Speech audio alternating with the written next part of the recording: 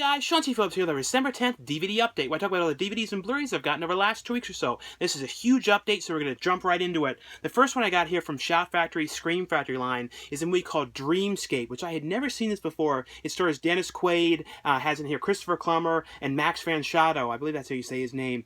And basically, Dennis Quaid is this guy who has this ability to, kind of like these psychic abilities. It's all dealing with like the psychics, and there's this clinic.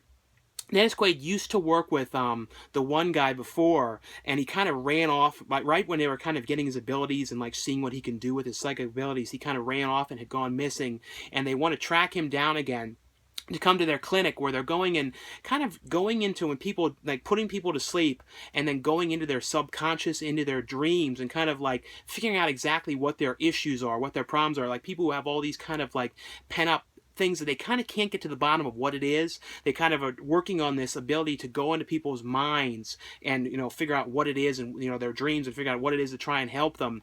And basically, though, Dennis Quaid comes there reluctantly. He's not really sure he wants to do this, but he kind of gets kind of forced into it. He agrees to, you know, come here and, you know, work and see if he can actually do this. And there's other people there too who have the similar abilities, going into people's dreams and, you know, trying to help them.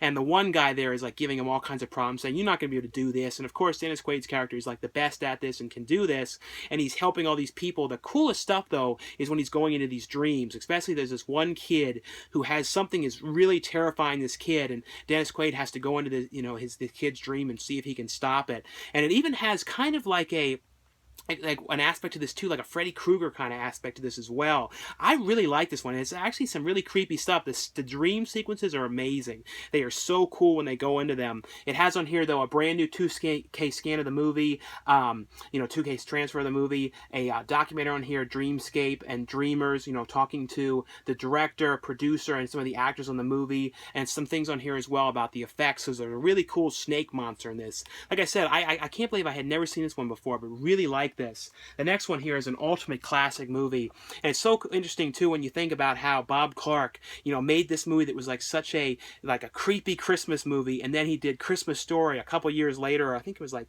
8 years later, something like that. But this is actually one of the really early slasher movies called Black Christmas, and I've always liked this movie. This is a very cool new edition of this one from Scream Factory. Really great new artwork on this one. This has on here too a you know, brand new 2K scan from the negative of this one, and then an interview with one of the actors on here, and then like some of the features from the past releases that have been on here, like the 12 Days of Christmas documentary, Black Christmas Revisited, and then some archival interviews as well. But the movie, though, if you guys don't know this movie, it's basically about this sorority house that's getting these like crank calls, and it's like this really creepy call of this guy going, "Yeah, Billy," and he's like saying all these really weird things. Like, this is one of those movies too that kind of started those kind of films about people getting creepy calls and like crank calls and all that kind of stuff. This is like one of the early movies of this stuff going on. But the people at this sorority, the girls there, are getting all these weird calls, and they're trying to figure out what it is. And of course, though, people start, you know, coming up dead, and you're trying to figure out exactly who is this person, and, you know, where is this person exactly, where these calls are coming from. It's kind of like them trying to get to the bottom of this, and the police are getting called about it, and they don't know what's going on. It's a very creepy movie. One of the probably the best slasher movies. Like I said, one of the very early slasher movies. I think this, like I said, this was in 1974, so this is like very early for this kind of film. And I feel like there would not have been, like, you probably wouldn't have gotten things like Halloween and some of these things if this movie didn't exist. But such a cool, extremely creepy movie, and the phone stuff is crazy. The stuff this guy is saying, and all these weird, he's throwing his voice and doing all these kind of creepy voices, and like yelling at, like his mother's yelling at him, and all this crazy stuff. It always really creeped me out. They did a remake of this one as well. The remake was never outstanding though, but this is, like I said, a great new edition of this one with really cool new artwork. The next one here from Shout Factory as well, from the Scream Factory line, is a movie called The Devil's Dolls. This also had, I think the original title was like the Dream Dolls or something like that, or I remember I had those kind of like dolls like when I was like a little kid. That basically though is a movie about this serial killer who has these kind of like little teeny like dream kind of like worry dolls, and I think that's what the name of them are. In the beginning of the movie though, he has this one girl held captive, and he's the very beginning of the film, he ends up getting killed, and there's this extremely gory death. There's some really insane gore in a couple scenes of this movie, though. But like this girl ends up getting killed, and the serial killer gets killed with his dolls. And this one woman is saying, give me those dolls. This voodoo type woman saying, I need to keep these dolls. And the cop is like, oh yeah. What ends up happening though is the cop's daughter gets these dolls and starts making necklaces with the dolls, because she's kind of like creating like necklaces and all that kind of stuff that she sells in like this little like kind of like antique type store. Of course though, these dolls, which are cursed, that she made necklaces of, have gone out into the world because they're getting sold everywhere. Everybody thinks, oh, these really cool weird necklaces with these dolls on them this girl is selling. And then weird stuff starts to happen to people, and they start to like, their face gets all white and they become basically possessed. They start killing people, and then they don't know what they even did, because it kind of like takes them over. So it's this crazy stuff of them trying to figure out how they're going to stop this when this whole thing is taking over with these people like that, like this one like teen guy who gets the doll in the store. He like goes into the this liquor store, and just like all of a sudden like it takes him over, and he kills the guy, and it gets this violent crazy death. I actually really like this movie a lot. It was actually a pretty cool film. I can't remember what the features. Oh, it has on here a commentary track and storyboards, and I think like a making of them here as well. The next one here from Lionsgate is the new Rob Zombie movie. I haven't gotten to see yet because this is an early copy, so I don't know if yet when this, because from what I've heard, there's gonna like on this one of the features is a making of documentary, which is a 2-hour making of, and I heard that there's like a 3-hour or 4-hour version of that, which I think is going to be on Vudu. And right now, when I looked on Vudu, I can put the code in, but I didn't see the documentary yet, the longer one. So I don't know if that's true or not, but I've seen on like Rob Zombie's site and a couple other places, I believe, about that.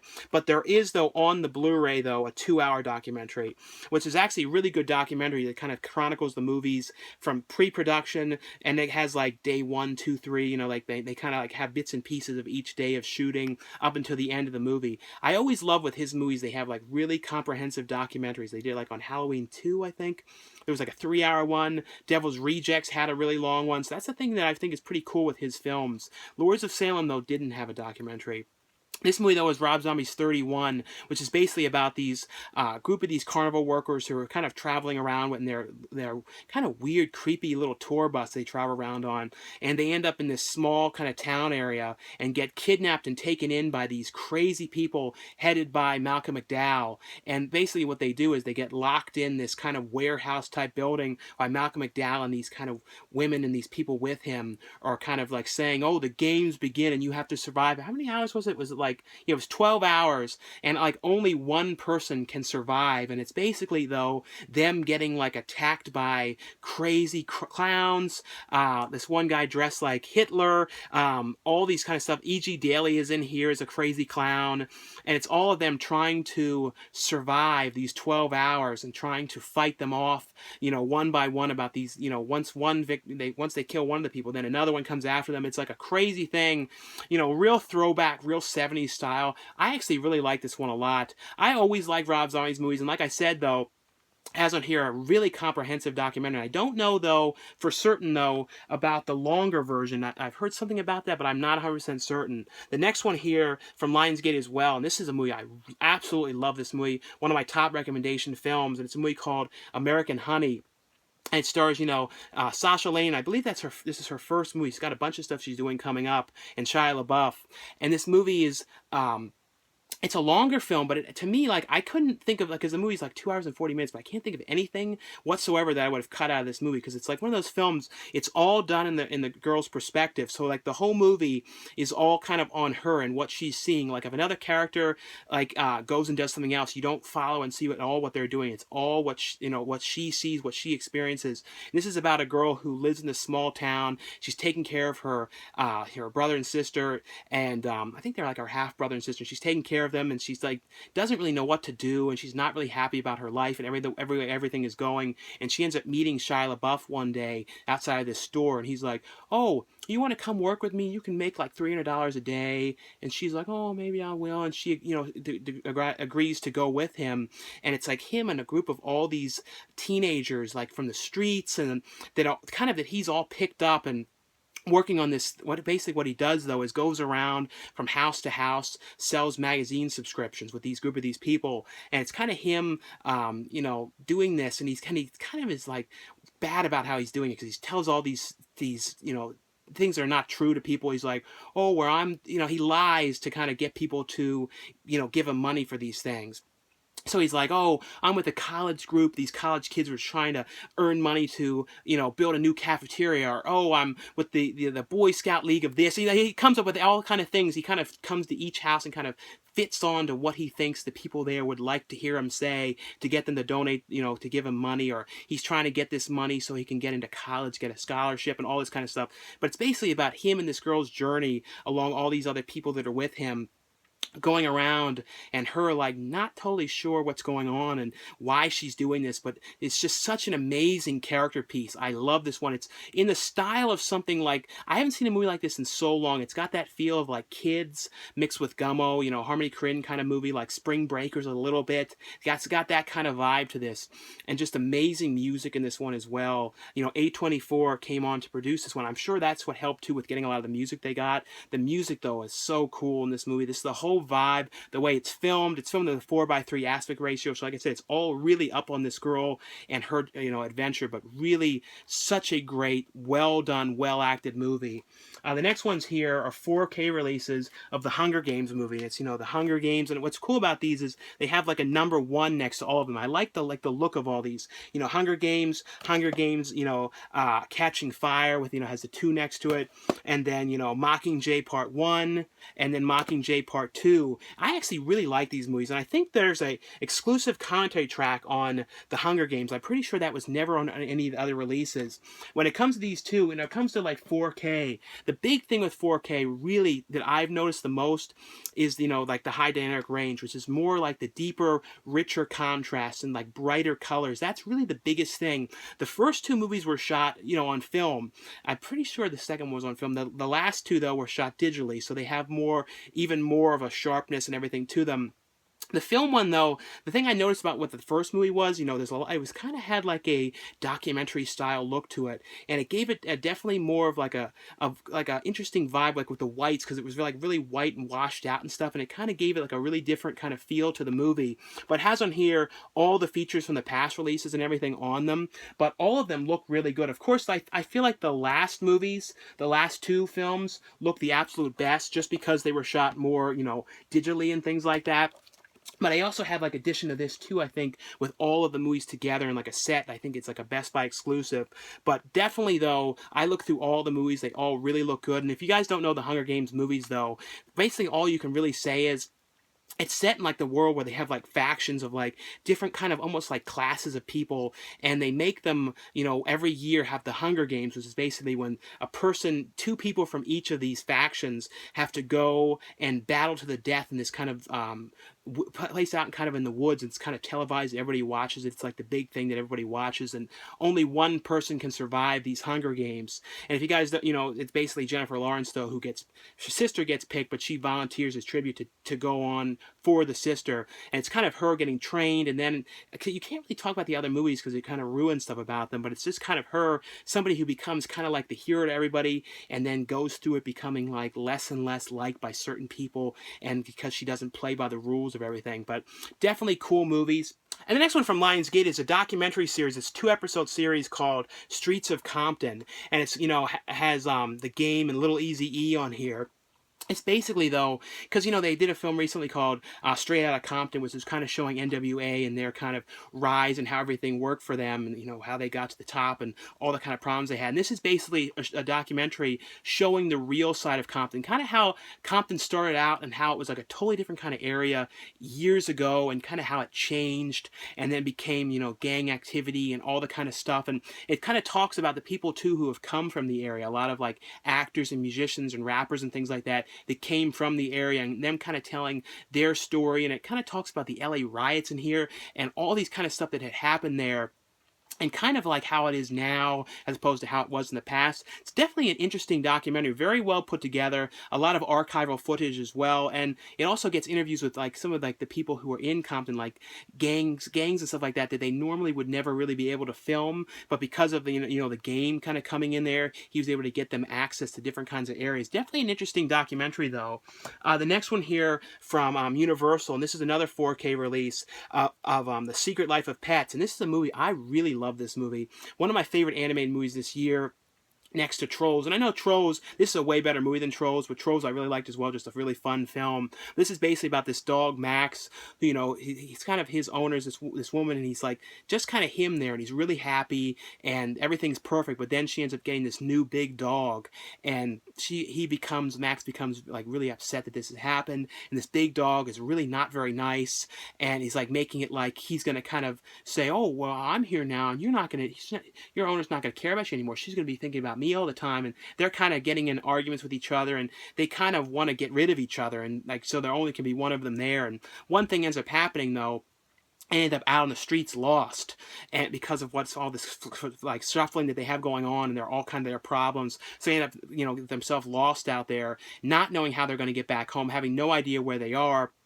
And so it's basically them trying to, because they're with the dog walker, it takes them out for a dog walk, and then they end up getting lost out there. It becomes this huge nightmare of them trying to find their way back. And it's this other, like little poodle type dog that was like really likes Max, who lives in the building across the street. And she's trying to find Max, figure out where he is. And it's also Kevin Hart is a dog that lives down in the sewers. And those dogs are after the dogs because of something that they did. And it's kind of like all these colorful, weird dog characters. It kind of reminds me of animated like Homeward Bound 2 a little bit, like that, because the second we had all the different kind of animals in it, all the other dogs and stuff. I really like this. Like I said, it has on here a bunch of different features. It has 3 mini movies on here, how to make an animated film, anatomy of a scene, and then Lovely Day lyrics, music video, and also too, this is like one of those movies that looks outstanding in 4K, because like it's the first animated movie that I've seen on 4K, since I got the player, and looks great. Definitely worth it. Like amazing colors and contrast and brightness to this one. But like I said, you guys, if you have not seen this one, really check this out. It's not one of those movies too I feel like only a kid could watch or anything. It's definitely like, I feel like adults and everybody will really like this. The next one here is another 4K release from Warner Brothers. And this is, the 4K edition of Suicide Squad. This is basically, a thing to mention about this too is the 4K edition here has the theatrical cut of the movie. The Blu-ray edition here has the extended cut, which I think the extended cut is like 10 minutes longer. Yeah, 10 minutes longer. And I don't think it's not rated though, so there's no rating on this one, because they did the extended cut of the Superman movie that was rated R, and I think that was like 30 minutes longer. And then on there, it also has some features on here. Like it was pretty cool features about them trying to, the actors getting into shape for the characters and stuff like that. A gag reel, which was actually pretty cool to see a gag reel for a film like this. And then and here some stuff, other featurettes and stuff on the movie too about the Joker and stuff like that. But if you guys don't know the movie, it's basically about this group of people trying to put together this ultimate fighting force to kind of take down and kind of do their deeds, and it's all the kind of super villains like Harley Quinn, Deadshot, I think of all the names of everybody. Like the Joker doesn't want to play along, but it's like all these different kind of characters that they're kind of building together to make this like ultimate supervillain team, but to work for the government pretty much, to kind of do their bidding and do the things they want, and like just kind of forcing them to do this. So that instead of like being stuck in jail, they kind of go out on these missions for them. Of course, one of their missions though is to take out and try and stop whoever the villain is, because like they don't really say in the trailer who the villain is, so I don't really want to say that, but it's kind of them in the city trying to get to where the person is, and it's kind of all their kind of problems, and they're all like scuffling with each other. The one thing though is the Joker wasn't in the movie as much as I would have liked. That was like one of the big complaints, though. I know they're going to be doing a Harley Quinn movie, like a spin-off film, so I'm definitely interested in seeing that. I feel like that movie should go with an R rating, like it kind of directions, especially if they focus more on Jared Leto's character, or at least the R rating for the Blu-ray, which I feel like they probably do, or an unrated one. But this movie though looks great. This is like that top kind of movie to see with 4K, because the movie is like some real levels of really cool darkness and stuff like that, especially some really colorful stuff with the makeup and everything, but looks outstanding though. It's a fun movie, not the absolute perfect movie all around though, but I, for the most part, liked it. I mean, like I said, not absolutely perfect, but it's definitely just a fun watch movie. The next one here from Paramount is a movie called Ben-Hur, which is, the remake of Ben-Hur. And I don't think I actually ever even saw the original movie, which has Charlton Heston. This is the new one. It has Morgan Freeman in this one, and it has on here, though, some featurettes and stuff on the movie and deleted and extended scenes. And this is basically kind of like, in the beginning of the movie, though, you see that these two brothers had some kind of a falling out with each other. The one brother is like a Roman Catholic, the other brother is Jewish because he was like adopted and taken in by the family. And you find out, though, they had some kind of a falling out. in the beginning of the movie, they're going for like a chariot kind of race, because this is kind of like set in the time of like Gladiators. You guys know the movie Gladiator. It's kind of them, like those kind of fight to the death on chariots and all that kind of stuff. And that's kind of what's going on at the beginning of the film. And you kind of find out a little bit because it flashes back to what had happened with these brothers. And they had like some situations happen where like the parents were kind of turning on the one, saying that you let something happen to him. And then the one brother ends up going away to war and fighting for this thing. So they have all these kind of disagreements, and these kind of something really big happens to make them really dislike each other, and it's kind of what leads up to this battle between them. So it's a really big, super like, you know, spectacle piece kind of film, you know, with like, you know, really well done effects and all that kind of stuff. I didn't absolutely love the movie though. I don't always love these kind of movies that much, but like the one actress in this too was on that show The Night Of, and she was in that movie Viral. I always like her and stuff. And both the actors though, you know, the brothers were really good in this. But like I said, it's a very spectacle kind of big, kind of gladiator type vibe film. This one though is another one of my top recommendation ones. I love this movie, and it, you know, it stars Nick Jonas and Ben Schetzner, and I can't remember what else he was in, but I watched him in something else recently, and then James Franco has like a small part in this. He was one of the producers on this, and it's a movie called Goat, and this was so good, but like sad, and I kept thinking about this movie. Same with American Honey. This is one of those ones I kept thinking about, but it's basically though about, you know, Nick Jonas and his brother. And his brother is kind of the clean-cut guy who really doesn't really drink, doesn't do drugs, and that kind of stuff. In the beginning of the movie, he's at a party with Nick Jonas. Nick Jonas is, you know, is in college, and he's already there, and the brother is in high school, getting ready to go to college, coming right up after the summer, and what ends up happening the one night he leaves the party, he ends up, the brother who doesn't do drugs or any of that kind of stuff, you know, this one guy's like, oh, would you mind giving me a ride? Something happened, and I could use a ride, and I saw you at the party. So he's a nice guy and lets him do that. And then, of course, this other guy gets in the car with him. What ends up happening, though, is he gets taken out to the middle of nowhere and beat senseless, like terrible what happens to him. And he kind of shakes him up, and he ends up going to college in the fall. And he's kind of, because of this happened, it really threw him out of whack. And he gets to college, and his like biggest thing he wants to do is get into the fraternity that his brother, you know, played by Nick Jonas, is in. It's like his biggest goal is to have this happen and make this work out. And, you know, but he's also really thinking about school. But the second he gets there, the fraternity takes like all of the things he can do. He's like becomes obsessed with this is what he's got to do, and school kind of goes to the wayside. And you never really hear about it anymore. It's all about this fraternity. This fraternity has this Hell Week hazing rituals that these kids have to go through, which is this insane kind of stuff they're doing to these kids, horrific. And James Franco though is one of the brothers who comes back, and kind of, he's like one of those guys that's way too old, and he's kind of comes back, one of the old brothers, and he's there screwing around, drinking with them, screaming and getting crazy and loud. But it's kind of about the torturous stuff that these kids are going through, and this stuff really happens in school, like some of this kind of stuff, and it's based on a real thing that happened, but it is intense, but really, really well acted. And I actually really like Nick Jonas as an actor. Like, he's actually really good in this stuff. He was, you know, the first season of Scream Queens. He was in another movie too recently, but really like this movie. Like I said, definitely watch this one. The next one here is another one from Paramount called Brother Nature. This has Taron Killam in it, Bobby Mahanahan, Gillian Jacobs, a whole bunch of people, Bill Pullman, Rita Wilson, Kenan Thompson. It's basically, though, about Taron Killam, who's this kind of political guy who works as like a manager for this guy who's like, I think he was like a congressman, and the congressman said that he, you know, just told him he's decided not to run anymore. He's like telling Taron Killam, you should run, and I'll back you, and I think we can win this. And Taron Killam is going with his girlfriend to her family for this get together out in the middle of the forest. This kind of annual get-together they have. And then Bobby Moynihan, I always say Bobby Moynihan, but it's Bobby Moynihan. He's like the sister's, you know, husband, the one sister's husband, and he's out there, and he's like, becomes like really bothersome, and he's very much like Chris Farley in this movie. The movie feels like a Chris Farley type film mixed with Summer Rental and Great Outdoors, like all into one a little bit. And it's like Bobby Moynihan's character is like really annoying and really try-hardish with him and bugging him, to Taron Killam's character, and saying, let's go out there and do this, and let's do this, and everybody kind of likes him, but Taron Killam can't stand him. And it's kind of them out there having to scuffle back and forth and all these kind of problems with each other and really disliking each other. But, you know, Bobby, the whole time, his character really likes him and is trying to, and everyone around him's like, why don't you like him? What's the matter with him? And it's just kind of him trying to plan his campaign, but things are just going wrong, and he's like planning to propose to his girlfriend out there, and everything gets all screwed up, but just a really fun, ridiculous movie. Like I said, I really like this a lot. The next one from Magnolia is a movie called Little Men. This is, stars Greg Kinnear.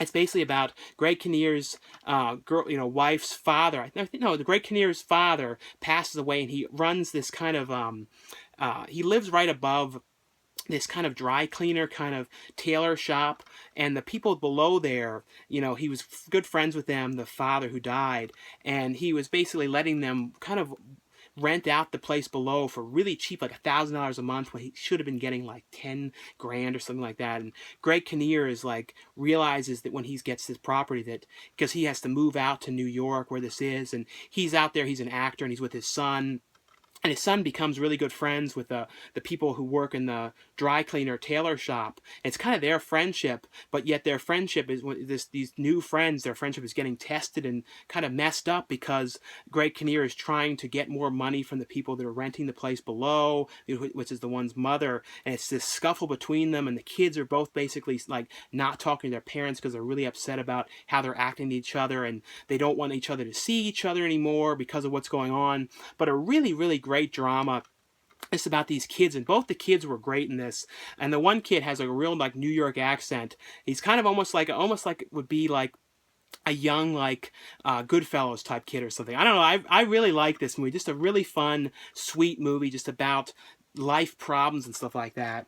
The next one here from Vinegar Syndrome. These are some limited edition releases, and this is such a cool cover on this one. It even has like these blood stains on the back, like handprints. It's a movie called The Undertaker, which is a Joe Spinelli film that I never saw before. He was best known for Maniac, and he was in like Taxi Driver and tons and tons of movies. He was in like Last Horror Film. It's basically, though, and it also has a bunch of features on here as well. It's a brand new 2K transfer. It also has in here some of it, like a couple scenes have to be from a VHS because a lot of the stuff was lost. Some of the stuff, because they found this amazing print of the movie, but then a couple pieces were lost. But I'm glad they were able to put it together the way they did. It has on here a director's introduction, outtakes.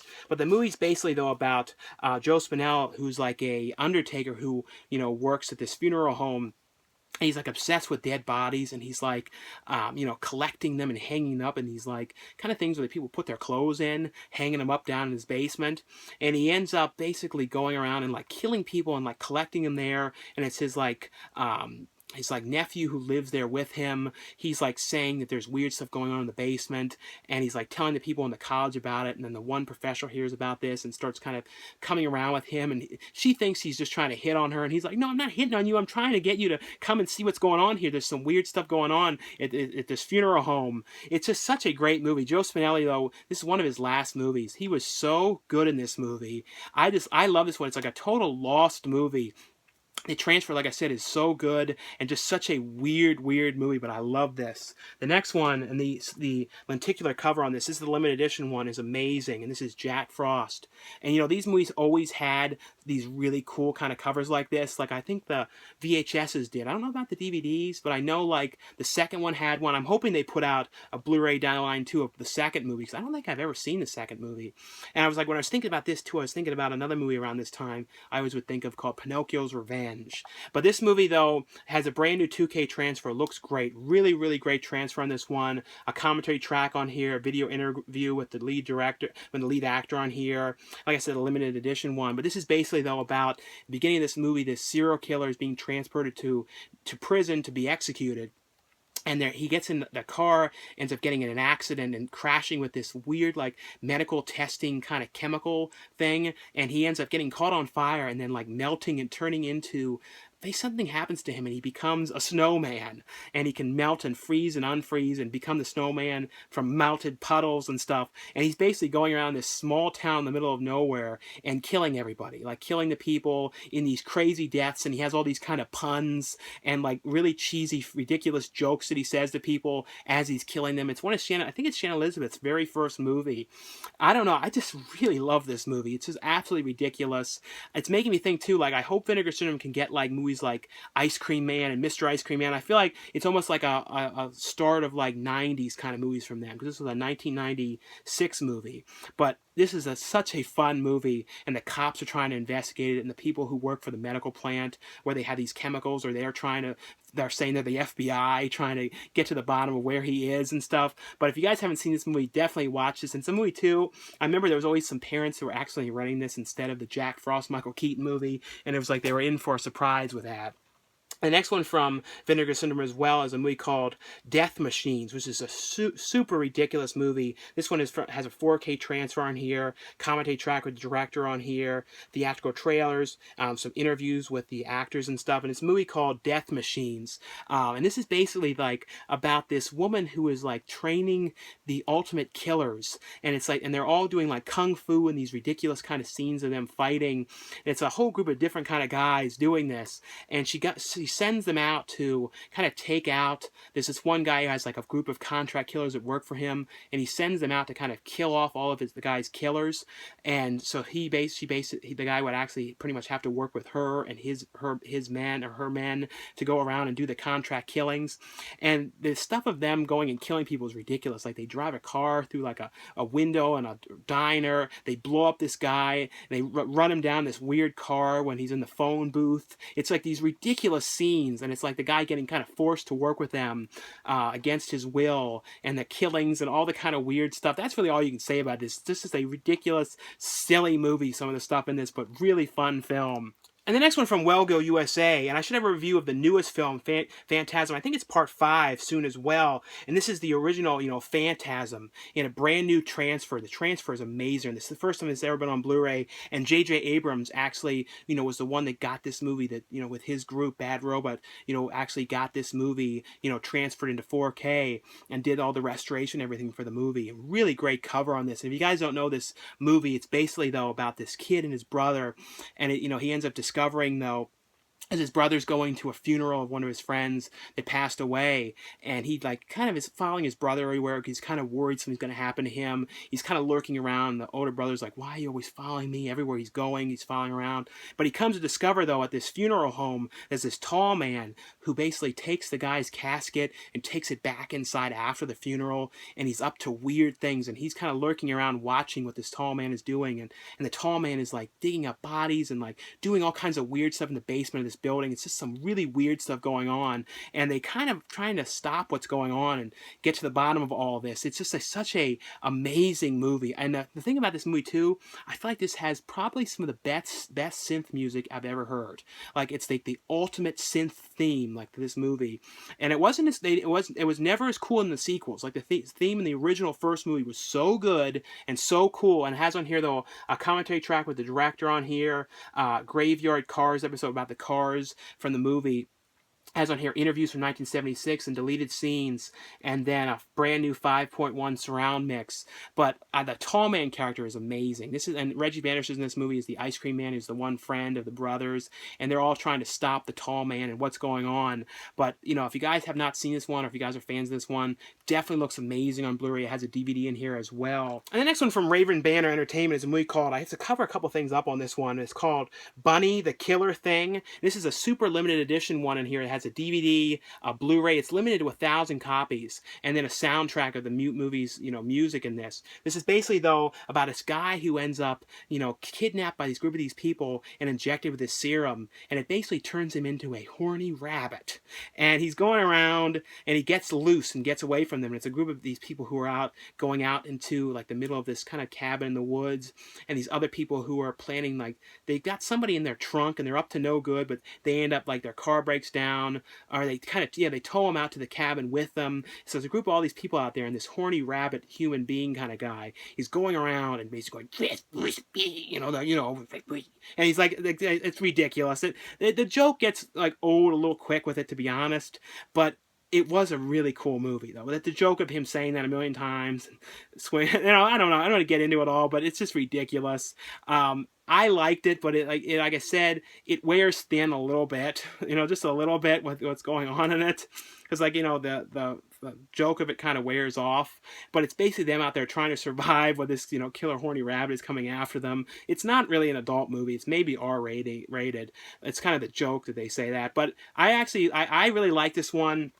I thought it was a fun movie. The next one here is from the Criterion Collection. It's a Fellini movie called Roma. This is basically a movie. It has a brand new transfer in this one. Looks great. And then it has on here interviews as well with Poet and Fellini, a friend of the director, Fellini. This is basically kind of like a non-linear kind of movie with like vignettes and certain types of scenes, all with the director's kind of like kind of things that were from his childhood and adulthood and his like views of Rome, and kind of like people kind of like just characters going to the movies and a character coming to stay at this bed and breakfast kind of hotel kind of place, and characters that are making this movie, and it's all set. And it kind of goes from vignettes, and some of them are longer than others. Some of them are kind of short scenes about kids in church, and they're like looking at slides, and they see like an adult kind of slide, and they're all like, "Ooh!" It's just like, it's a very strange movie. I've never seen the director's other movies. I know I probably should, but looks great. It's like I said, it's not totally my kind of movie, to be honest, but it was interesting, I would say. The next one here, from a movie company called Film Movement, and this movie, I think Bay put this movie out a long time ago, and I don't remember if I had ever seen it before, but it's a movie called The Quiet Earth. And I actually love this movie. It's like a Last Man on Earth kind of movie. This was made around the time. This was made in 1980, and it's a new film from New Zealand. It's basically about this guy who ends up waking up, and he's the last man on Earth, and he's like going around trying to figure out exactly what has happened and where everybody is.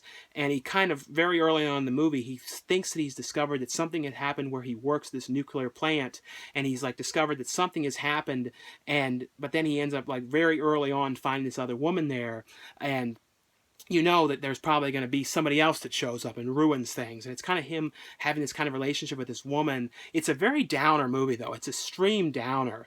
Like, just the things that are happening in this. And, like, I don't know. And that things are going to get screwed up. And the one guy was really cool. This other guy that comes in the movie. Like, his wardrobe and his look and everything. And it was, I don't know. I love this movie. Like, it's just such a peculiar, weird Last Man on Earth kind of movie that I feel like a lot of people haven't talked about before. It has on here a commentary track. On here, and then an essay from Teresa Heffman. It's basically, though, like I said, a Last Man on Earth kind of movie, but really great transfer in this one. The next one from Shameless Entertainment, Shameless Screen Entertainment. This one is a Region B release, so keep that in mind. It's a movie called The Church, and I hadn't seen this movie in a long time. I think it's Asia Argento, Dario Argento's daughter's very first movie. It's basically, though, this company, too, always puts things in these really cool yellow cases, which I really love this. And I think they own the rights to Cemetery Man, so I'm hoping they put a Blu-ray of that out down the line. This is basically, though, the most complete edition of this ever that's been released. And it's basically about, in the beginning of the movie, that's like set in this church, and you see these people getting killed, and there's all these deaths, and people kind of like this whole group of people, because they think they're Satanists and witches, and they all get buried underneath of this church, and underneath this ground area, and then they build a church on it. And years later, it's a guy who's comes there to kind of investigate books, like the books of the church, and kind of categorize them, and the woman there who's doing like restorations and stuff. And then they end up kind of discovering about something in the basement and unleashing them, and they're kind of them like the guy getting possessed and other people getting possessed and like trapped in this church. And it's kind of like, it was originally kind of thought to be like Demons 3, so it does have that Demons kind of vibe to this movie. I always liked this movie. Keith Emerson did the music along with Goblin, so it's really, really cool synth in this movie. It has on here a brand new 2K transfer, like I said, the longest version of this, and the English version as well, and then the Italian version with the first ever English subtitles as well.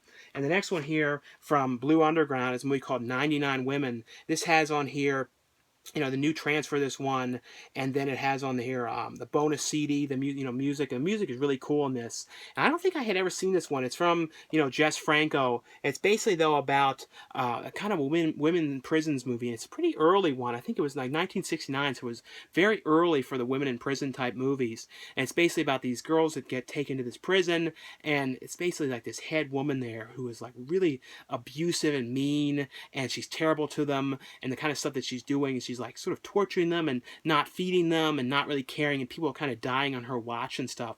It's about a group of the new people who kind of come there trying to survive and then like live with this, and then like someone else who comes and takes it over, and she's kind of like prostituting them out to this one guy, and it's like all these kind of weird stuff going on. If you guys know like women in prison type movies, though, like I said, this is an interesting one.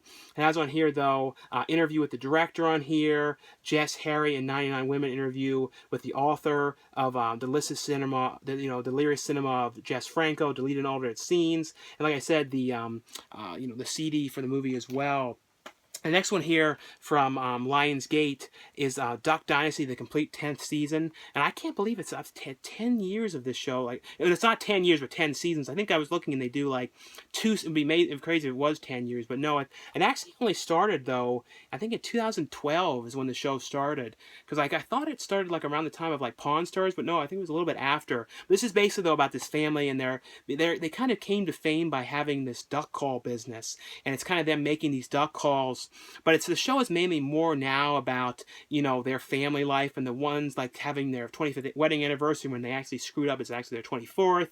So it's kind of all these kind of stuff that's going on, and it's talking about their newly adopted son they picked up, that they recently adopted. So it's kind of like all their family kind of stuff, and the one guy gets his ticket, and he's trying to fight his ticket. And, a lot of this stuff is kind of set up, for the show and everything. But there is some funny, ridiculous kind of stuff that happens in this, mainly with the one older uncle. I think he's the uncle. That one is always I can't remember his name, is like it's Sal or something. He's always or Cy. He's always the most ridiculous one on the show.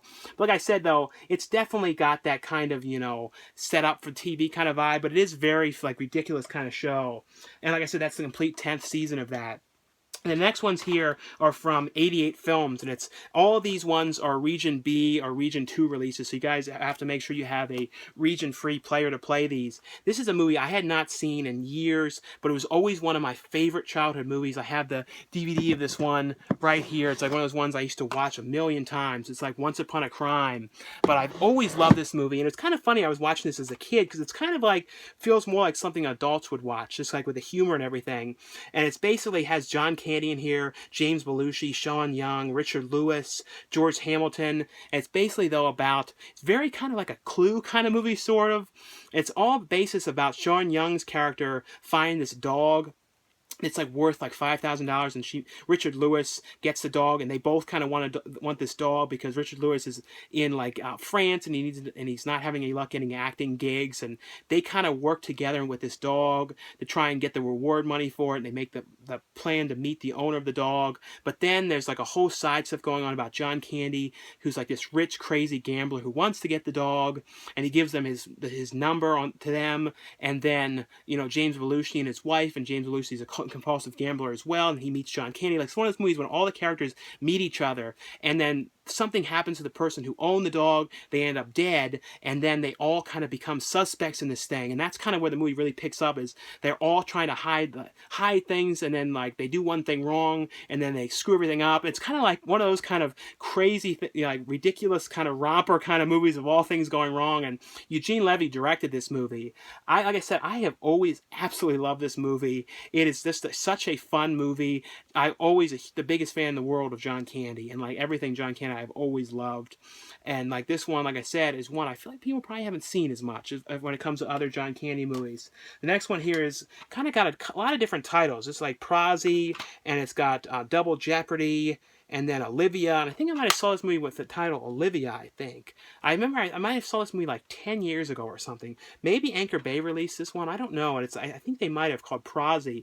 First, I want to say the music is amazing. It's the kind of music I really like. This kind of like piano music. It kind of reminds me of like Motel Hell.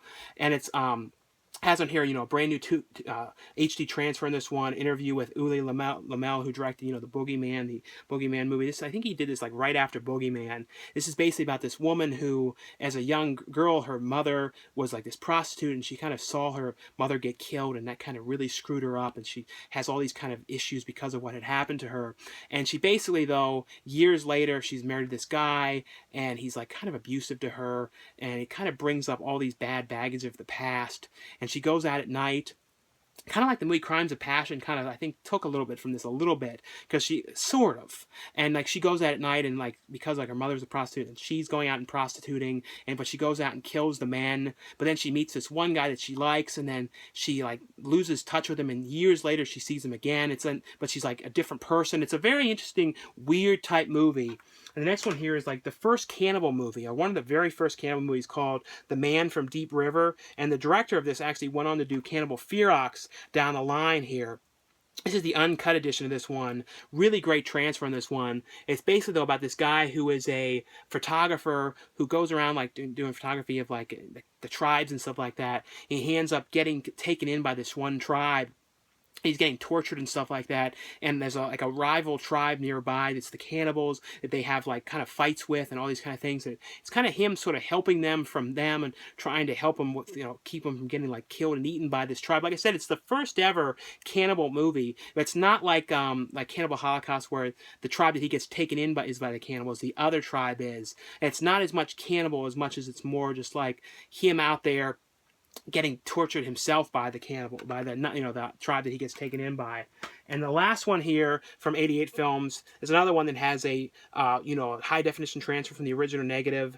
And then, Eli Roth in here, too, talks about this movie. It's one of the features. And it's a movie called Alien 2 on Earth. And this is one of those Italian movies that they made right before Aliens actually came out. They kind of, because they would do that a lot of things, like their own kind of knockoff. And, like, they did, like, their Jaws knockoffs and all these kind of things. And this was kind of their knockoff of Aliens, of Alien.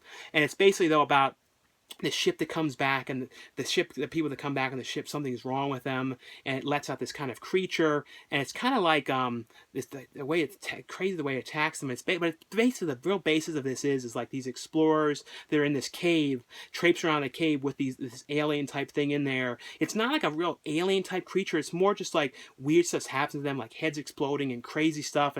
But it's amazing settings. Like it just has this really really cool setting to this in these caves and these caverns that they're in. It's kind of like a Descent kind of thing, like the way, like the kind of cave and stuff that it's in, but really really cool, weird one. I feel like a lot of people have not seen this one. And the last one here from Wild Eye Releasing, this is a documentary called The Search for Wing Wang, and it's a documentary about this actor who was a dwarf he was in like spoof kind of parodies of 007 movies from the Philippines. And the name of those movies were like I can't remember the name of what they were called, but they were like, I don't know what they were called, but it was like there was like two really known ones, and like they were really popular, and they became kind of big on the underground kind of scene. And this one guy who was a huge fan of them really wanted to know what happened to the actor and kind of figure out if he was alive, kind of investigate him and find out about him as a person, because he couldn't find anything about them. And this was made in 1997. I mean 2007, I believe it was when it was filmed.